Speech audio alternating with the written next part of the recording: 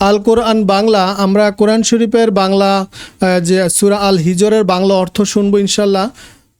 তো চলুন আমরা শুরু করি সূরা আল হিজরের বাংলা অর্থ। সূরা হিজর।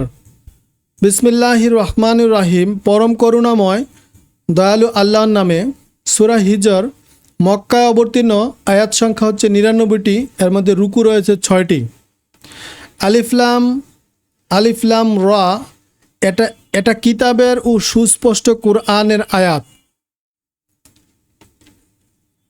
কখনো কাফেররা আকাঙ্ক্ষা করে যে যদি তারা মুসলিম হতো, আপনি তাদেরকে ছাড়েন, খেতে থাকুন, অলিক আশা তাদেরকে ভুলিয়ে রাখুক, অতি শীঘ্রই তারা জানবে। আর আমি কোনো জনপদকে ধ্বংস করিনি নির্দিষ্টকাল পূর্ণ না হওয়া পর্যন্ত।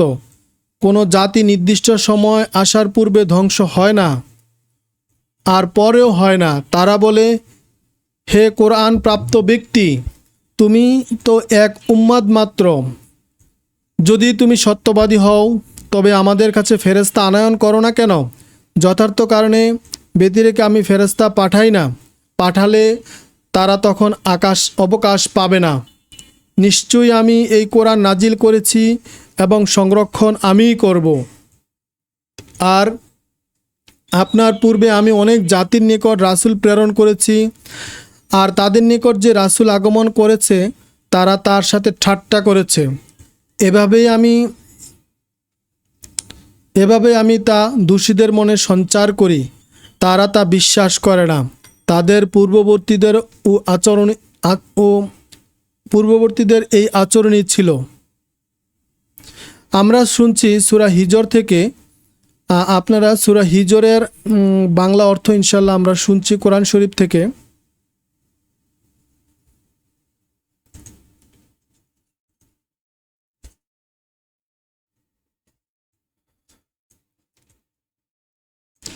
আমি তাদের সামনে আকাশের কোনো দরজা খুলে আহরণ করতে দিলে তবু তারা বলবে, আমাদের দৃষ্টি ভ্রম ঘটানো হয়েছে, বরং আমরা জাদুগ্রস্ত হয়ে পড়েছি। আর নিশ্চিত আমি আকাশের নক্ষত্ররাজি সৃষ্টি করে রেখেছি, আর সেইগুলোকে দর্শনের জন্য সুন্দর করেছি। প্রত্যেক বিতাড়িত শয়তান হতে তা রক্ষা করি। কেউ যদি গোপনে শুনে তবে উজ্জ্বল দীপ্ত শিখা তার পশ্চাদাবন করে। আর আমি জমিনকে বিস্তৃত করলাম, আর তাতে পাহাড় স্থাপন করেছি, এবং আমি সেখানে তোমাদের জন্য পরিমিত বস্তু উদগত করলাম। আর তাতে তোমাদের জন্য জীবিকার উপকরণ সৃষ্টি করলাম, ও তাদের জন্য করেছি যাদের ব্যবস্থা তোমরা করো না। আমার কাছে প্রত্যেক বস্তুর ভাণ্ডার আছে, আর আমি তা নির্দিষ্ট পরিমাণে সরবরাহ করে থাকি। আর আমি বৃষ্টিপূর্ণ বায়ু প্রেরণ করি, অতঃপর আকাশ থেকে বৃষ্টি বর্ষাই, তো তোমাদেরকে পান করাই, এবং ভাণ্ডার তোমাদের নয়। আমি জীবন দান করি এবং মৃত্যু প্রদান করি, এবং আমি তার চূড়ান্ত মালিক।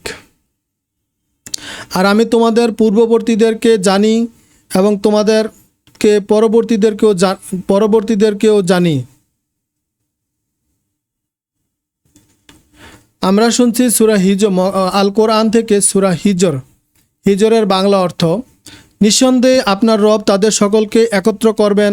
নিশ্চয়ই তিনি প্রজ্ঞাময় সর্বজ্ঞ, এবং নিশ্চয়ই মানুষকে পচা কাদা হতে তৈরি শুষ্ক মৃত্তিকা দ্বারা সৃষ্টি করলাম। আর এর পূর্বে অতি উত্তপ্ত বায়ুর অগ্নি হতে জিনকে সৃষ্টি করেছি। স্মরণ করুন যখন আপনার রব ফেরেশতাদেরকে বললেন, আমি মানুষ তৈরি করব পচা কাদা হতে তৈরি শুষ্ক মাটি দিয়ে। অতঃপর যখন তাকে সমান করে তার ভেতর রূহ দিব, তখন তোমরা সিজদা অবনত হবে। তখন সকল ফেরেশতা একত্রে সিজদা করল, কিন্তু ইবলিস করল না। সে সিজদাকারীদের অন্তর্ভুক্ত হতে অস্বীকার করল। বললেন, হে ইবলিস, তোমার কি হলো যে তুমি অন্তর্ভুক্ত হলে না সিজদাকারীদের? সে বলল, আমি কি এমন মানুষকে সিজদা করব যাকে পচা কাদার তৈরি শুষ্ক মাটি দ্বারা সৃষ্টি করা হয়েছে? বললেন, এখান থেকে বের হয়ে যাও, নিশ্চয়ই তুমি অভিশপ্ত। এবং নিশ্চয়ই তোমার প্রতি লানত কিয়ামত পর্যন্ত। বলল, রব, পুনরুত্থান দিন পর্যন্ত আমাকে অবকাশ দিন। আমরা শুনছি সূরা হিজর, কোরআন শরীফ থেকে সূরা হিজরের বাংলা অর্থ। আল্লাহ বললেন, তুমি অবশ্যই অবকাশপ্রাপ্ত নির্ধারিত সময়ের দিন পর্যন্ত। শয়তান বলল, হে আমার রব, বিপদগামী তো আমাদেরকে করলেন, অবশ্যই আমি দুনিয়াতে মানুষের জন্য মনোরম করব এবং তাদের সবাইকে পথভ্রষ্ট করব, তবে আপনার ওইসব বান্দা ছাড়া যারা খাঁটি। আল্লাহ বললেন, এটি আমার দিকের সরল পথ। আমার বান্দাদের উপর তোমার ক্ষমতা থাকবে না, থাকবে ভ্রান্তদের উপর যারা তোমার অনুগত। আর জাহান্নাম হবে তাদের সবার জন্য প্রতিশ্রুত স্থান। তাতে রয়েছে 7টি দরজা, প্রত্যেক দরজার জন্য পৃথক দল রয়েছে। নিঃসন্দেহে মৃত্তিকারা ঝর্ণাযুক্ত জান্নাতে যাবে। মুত্তাকিরা ঝর্ণাযুক্ত জান্নাতে যাবে, তাতে তোমাদের নিরাপদ প্রবেশ করবে এবং আমি তাদের মন হতে ঈর্ষা দূর করব, আর ভাই হয়ে মুখোমুখি আসনে বসবে। সেখানে তাদেরকে কোনো ক্লান্তি স্পর্শ করবে না, সেখান থেকে তারা বহিষ্কৃতও হবে না। আপনি আমার বান্দাদের বলে দিন,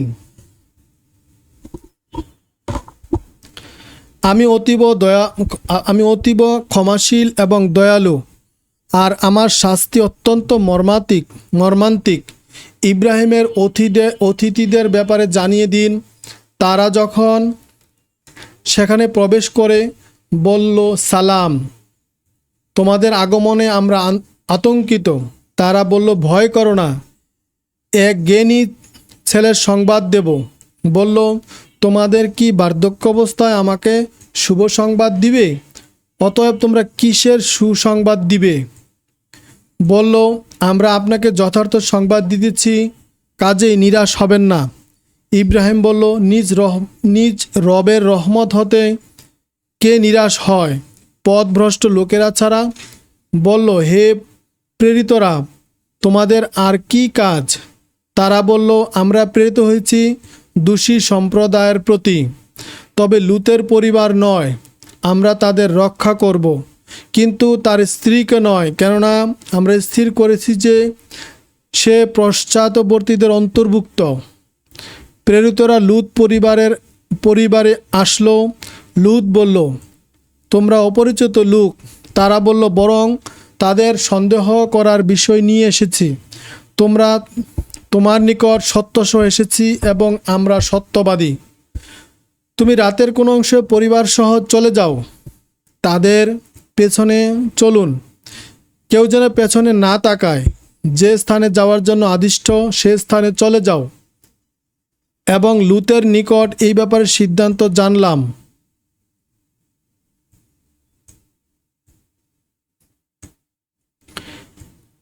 জানলাম যে প্রভাত হওয়ার সাথে সাথে এরা সমূলে বিনাশ হবে।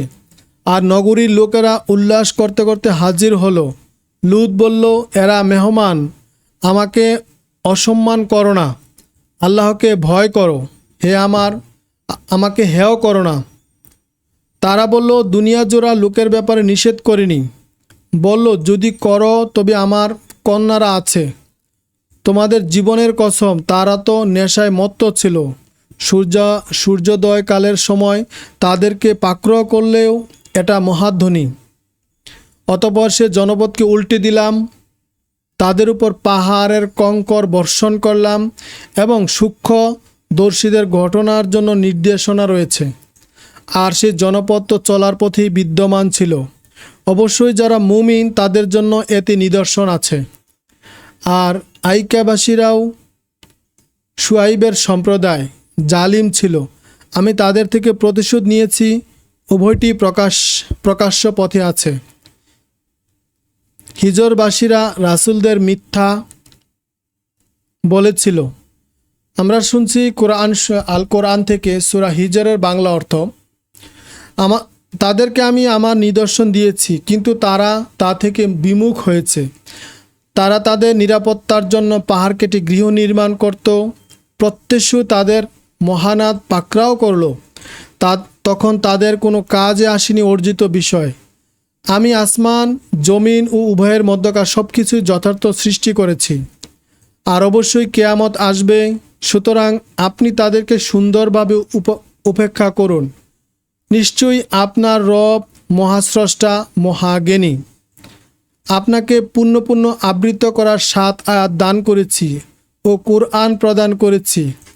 তাদের বিভিন্ন শ্রেণীকে আমি যা দিয়েছি আপনি সেদিকে তাকাবেন না, আর তাদের জন্য আপনি খুব করবেন না।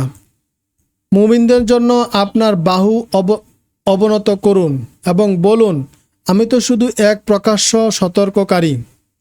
যেমন আমি নাজিল করেছিলাম তাদের উপর যারা কোরআনকে বিভক্ত করেছিল। আপনার রবের কসম, আমি অবশ্যই তাদের সবাইকে প্রশ্ন করব তাদের কৃতকর্ম সম্পর্কে। অতএব আপনি যেই বিষয়ে আদিষ্ট হয়েছেন তা প্রকাশ্যে প্রচার করুন এবং মুশরিকদের উপেক্ষা করুন। বিরূপকারীদের বিরূপে আমি আপনার জন্য যথেষ্ট। যারা আল্লাহর সঙ্গে অন্য ইলাহ সাব্যস্ত করে অতি সত্য তারা বুঝতে পারবে। আমি জানি তাদের কথা আপনার মন সংকুচিত হয়। অতএব আপনি আমার রবের পবিত্রতা বর্ণনা করুন এবং সিজদাকারীদের অন্তর্ভুক্ত হন। আপনার মৃত্যু আসার পূর্ব পর্যন্ত রবের ইবাদত করুন। ইনশাল্লাহ আমরা শেষ করলাম সূরা হিজর। এরপরে আমরা পড়ব সূরা নহল ইনশাল্লাহ।